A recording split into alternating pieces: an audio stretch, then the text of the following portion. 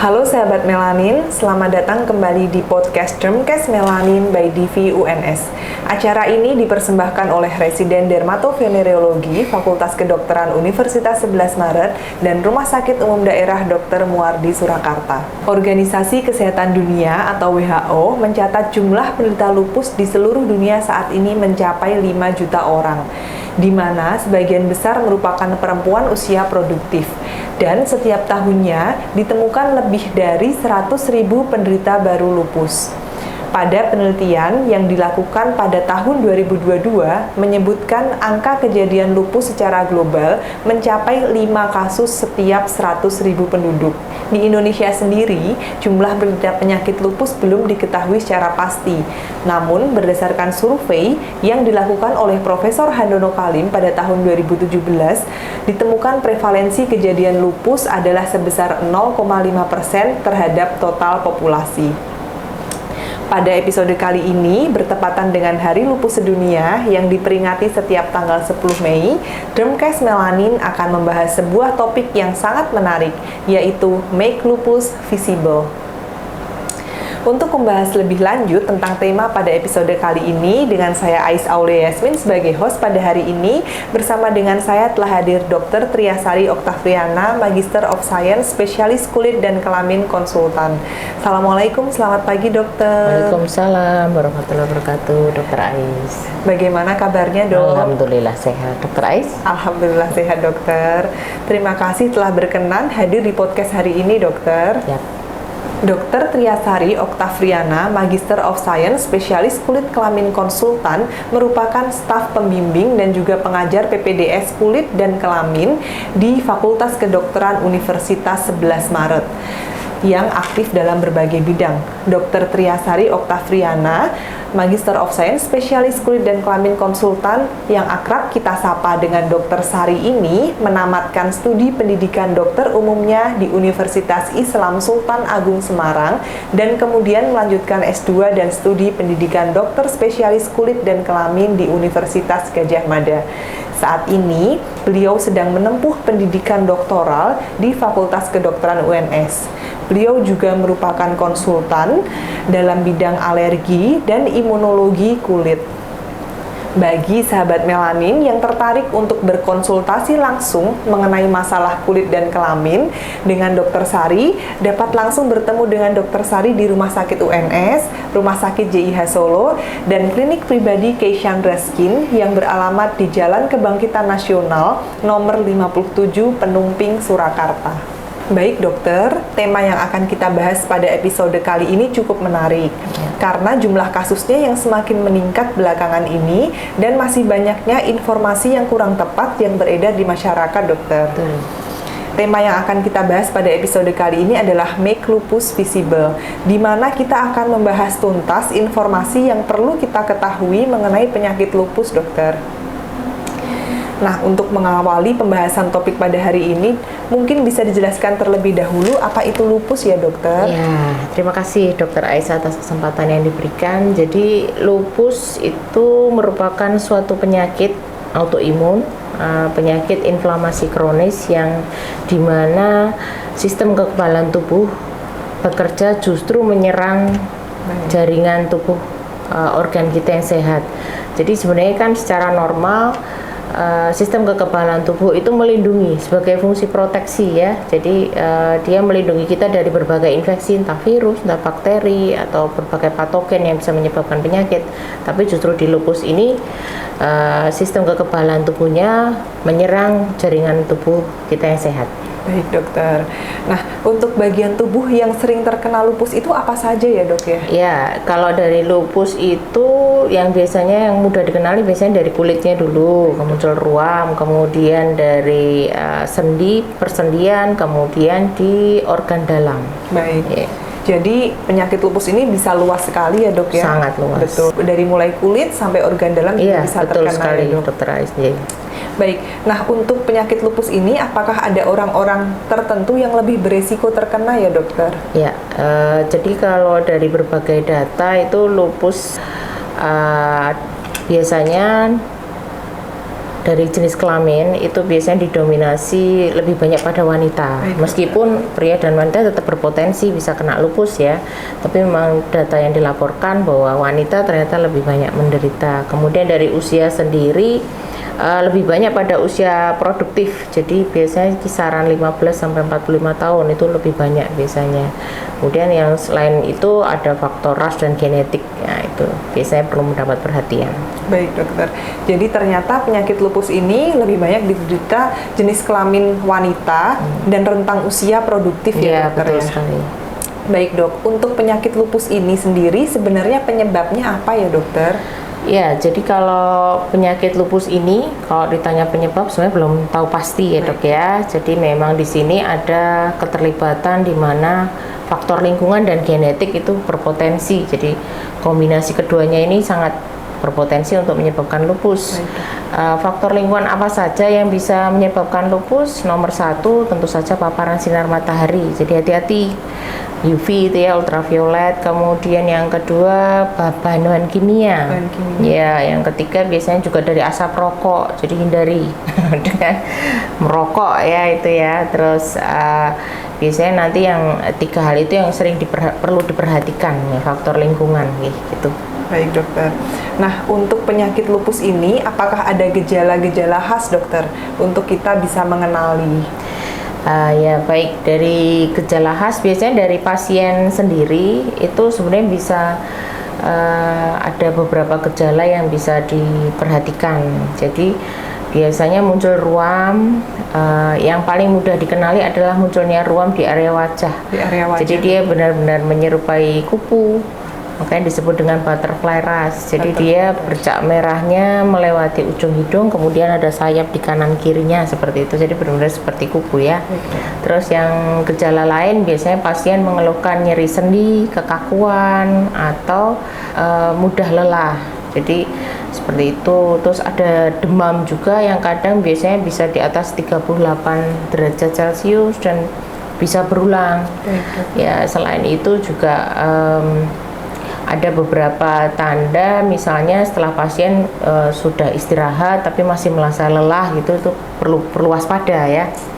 Terus yang lain adanya kemungkinan dia sariawan atau mungkin dari misalnya dia sudah sempat dilakukan pemeriksaan darah, nanti bisa didapatkan anemia, trombositopenia, leukopenia seperti itu. Baik dokter, jadi karena tadi lupus itu menyerang beberapa organ, maka gejalanya juga bisa luas ya dok. Sangat bervariasi dok. Jadi meskipun satu pasien sama-sama lupus, itu gejalanya belum tentu ada semua. Jadi memang bervariasi sekali gitu. Berarti gejala pada setiap penderita juga bisa berbeda ya dok ya? Sangat bervariasi. Baik dok, jika misalnya ada seseorang yang mengeluhkan gejala-gejala tersebut dok, misalnya kelelahan, sering demam, dengan istirahat juga masih merasa lelah, kemudian ada ruam-ruam di muka, apakah orang itu sudah pasti terkena lupus ya dokter? Kita tidak bisa memastikan hanya dengan gejala ya dok ya. Yang jelas jika ada seperti itu segera periksa ke dokter untuk memastikan. Jadi itu juga tidak serta-merta dengan Anda pasti lupus, kita tidak boleh seperti itu. Jadi nanti butuh pemeriksaan penunjang yang akan membantu untuk menegakkan diagnosis lupusnya itu gitu. Baik dokter, jadi jika ada sahabat melanin yang merasakan atau melihat gejala-gejala seperti itu tidak boleh langsung mendiagnosis sendiri ya dokter ya. Tetap harus berobat ke dokter. Nah kemudian dokter, apakah ada keterkaitan terhadap kulit seseorang jika mengidap lupus dokter? Ya, jadi kalau seperti kita tahu bahwa tadi muncul ruam ya, itu yang sering menjadi perhatian buat pasien kita ya, terutama dok kok ada bercak merah di wajah gitu kan. Nah kita lihat apakah bercak merah itu bersifat fotosensitif, jadi ketika kena panas gitu terasa lebih menyakitkan gitu istilahnya ya. Jadi apalagi pada saat siang hari dengan paparan sinar matahari itu yang sangat terik, itu perlu diperhatikan. Kalau memang ada gejala seperti itu sebaiknya segera periksa. Nah nanti biasanya ada pemeriksaan penunjang lain yang akan mendukung untuk menegakkan diagnosis lupusnya gitu ya. Jadi yang khas yaitu tadi ada ruam yang sifatnya fotosensitif gitu. Ruam fotosensitif ya dok. Ruam yang berkembang apabila terpapar sinar matahari ya dok ya. Akan lebih memberat biasanya ya. Oh baik. Nah, kemudian dokter, misalnya sahabat melanin yang sudah terdiagnosis lupus, apakah ada tips untuk menjaga kulitnya agar tetap sehat, dokter? Ya, jadi seperti kita ketahui ya tadi bahwa keluhan pertama ada di ruam dan ruamnya bersifat fotosensitif, maka yang penting adalah nomor satu, kita harus selalu melindungi kulit kita. Jika 15 menit sebelum keluar rumah selalu gunakan tabir surya atau sunscreen dengan minimal SPF 30 ya.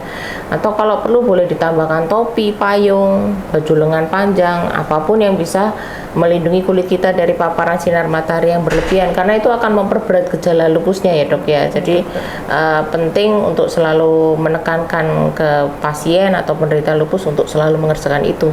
Yang kedua, mungkin kita bisa menyarankan juga bahwa harus selalu menggunakan pelembab. Nah, itu juga penting. Jadi biasanya supaya, karena biasanya mereka juga mengeluh kekeringan kulit seperti itu, jadi perlu untuk dilakukan pemberian pelembab.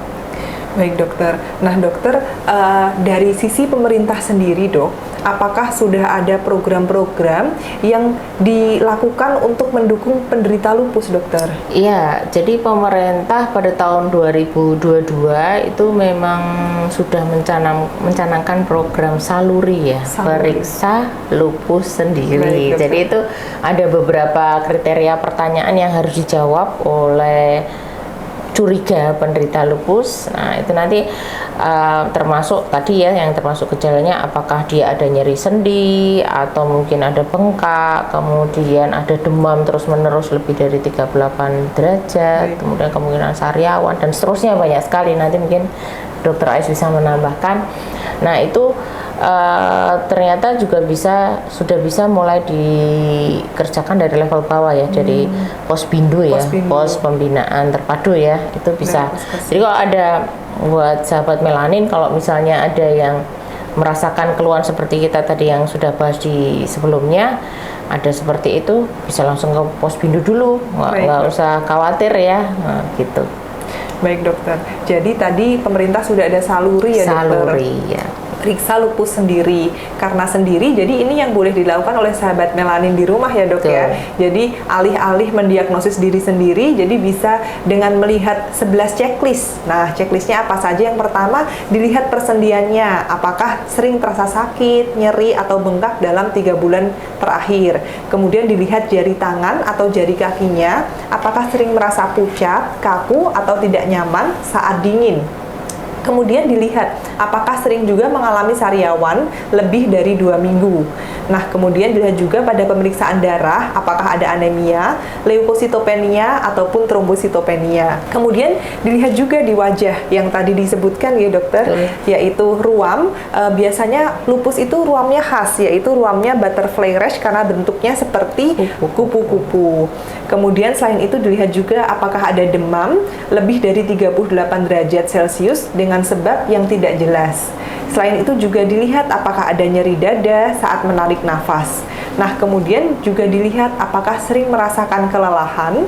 Kemudian bisa dilihat juga apabila terpapar sinar matahari apakah lebih sensitif dibandingkan dengan orang sekitarnya. Kemudian dilihat juga apakah ada kejang. Nah, jika dari 11 pertanyaan ini ada terdapat 4 minimal jawabannya, maka segera konsultasikan ke dokter puskesmas atau rumah sakit setempat. Karena ini pemeriksaannya tadi pemeriksaan urin dan juga darah, ini masih bisa dilakukan di level puskesmas. Jadi apabila sahabat melanin yang terdekat dari rumahnya adalah puskesmas, bisa juga periksa dulu ke puskesmas, baru kemudian ke dokter spesialis ya dokter. Betul, ya. betul. Baik dokter, kemudian pertanyaan selanjutnya, apakah lupus ini bisa sembuh ya dokter? Iya, ini pertanyaan yang kadang menjadi suatu kenyataan yang pahit ya dok ya. Baik dok. Jadi sejujurnya memang lupus itu tidak bisa disembuhkan, tapi jangan khawatir, bisa dikontrol. Karena sebenarnya yang mengganggu adalah gejalanya ya, terutama kalau udah mulai nyeri sendi seperti itu, memang kadang membatasi aktivitas. Makanya kan kita penting untuk selalu menekankan berbagai gejala pada pasien supaya jangan sampai apabila terjadi kekambuhan atau flare, kemudian tidak segera mendapatkan penanganan, nanti akibatnya akan sangat fatal. Jadi selain itu dengan masyarakat makin memahami seperti ini, itu sebenarnya menjaga kualitas hidupnya, Dok. Jadi yang perlu digarisbawahi adalah bahwa lupus bisa dikontrol untuk diminimalkan kekambuhannya seperti itu. Flare-nya diminimalkan ya, dokter. Betul sekali. Jadi ada gejala ditangani supaya tidak berlanjut progres gitu. Baik, dokter. Nah, kemudian yang sering menjadi pertanyaan juga, apakah ada makanan-makanan tertentu yang harus dihindari atau mungkin ada buah-buah tertentu yang ini bisa menyembuhkan lupus seperti itu, dokter? Sebenarnya kalau beberapa penelitian yang sudah banyak dilakukan, baik itu juga teman-teman dari S3 itu mereka sudah memanfaatkan berbagai bahan alam, tapi sebenarnya masih perlu banyak penelitian lebih lanjut nih untuk membuktikan evidence base-nya. Jadi biasanya memang di sini terapi yang diharapkan lebih untuk mengontrol gejalanya ya, Dok ya. Jadi bukan istilahnya menyembuhkan sama sekali lupusnya. Jadi istilahnya terapi adjuvan seperti itu. Jadi kalau untuk makanan sendiri sebenarnya tidak ada yang spesifik untuk dihindari. Baik, dokter. Seperti itu. Kecuali kalau memang pasiennya alergi ya, Dok ya. Itu penting dari awal. Baik. Nah, kemudian dokter, apa saja yang dapat kita perhatikan untuk mewaspadai penyakit ini, dokter? Ya, jadi dari nomor 1 bahwa pasien harus memahami gejalanya dulu ya, Dok ya. Seperti tadi sudah dijelaskan. Kemudian terutama untuk beberapa wanita yang usia produktif ada gejala seperti itu, segera periksa saja. Nanti akan segera di follow up untuk dilakukan pemeriksaan laboratorium lebih lanjut. Yang kedua bahwa apabila sudah terdiagnosis lupus, maka lakukan pengobatan rutin, jadi sesuai prosedural. Nah, yang ketiga biasanya karena sudah tahu bahwa seseorang itu menderita lupus dan dia punya kecenderungan fotosensitif terhadap paparan sinar matahari, selalu lakukan proteksi terhadap kulit supaya tidak memperparah perjalanan penyakitnya. Yang keempat, harus tetap percaya diri ya. Jadi sejujurnya bahwa lupus ini tidak menular, jadi tidak perlu khawatir, tidak perlu mungkin mengasingkan diri seperti itu. Kita harus tetap produktif, kita harus tetap percaya diri. Nah, yang berikutnya adalah bahwa penderita lupus tidak boleh stres. Tidak boleh stres. Ya, itu akan memperparah penyakitnya. Yang selanjutnya bahwa kita tetap harus menjaga healthy lifestyle, pola makan sehat, hidup sehat, olahraga teratur seperti itu. Jadi untuk sahabat melanin, jika ada yang terdiagnosis lupus harus tetap semangat ya, dokter. Iya, semangat. Semangat, manajemen stres dan menghindari hal-hal yang mungkin kalau sekarang ini toksik gitu ya, dokter ya. Iya. Karena bikin stres. Nggak usah baca berita-berita yang ini ya, nanti malah bikin stres. Iya, baik dokter. Terima kasih banyak dokter Sari atas kesempatannya hari ini dapat hadir di Dermcast Melanin kali ini, dokter. Mohon maaf apabila ada kesalahan ataupun perkataan yang kurang berkenan, dokter. Terima kasih juga atas ilmu dan diskusi yang seru hari ini tentang Hari Lupus Sedunia. Semoga dengan podcast hari ini dapat memberikan wawasan dan perspektif baru tentang bagaimana cara mengenali penyakit lupus. Saya Ais Aulia Yasmin, selaku host pada episode hari ini, pamit undur diri. Jangan lupa untuk like, komen, dan subscribe video ini, dan sampai jumpa kembali di episode Dermcast Melanin selanjutnya. Terima kasih.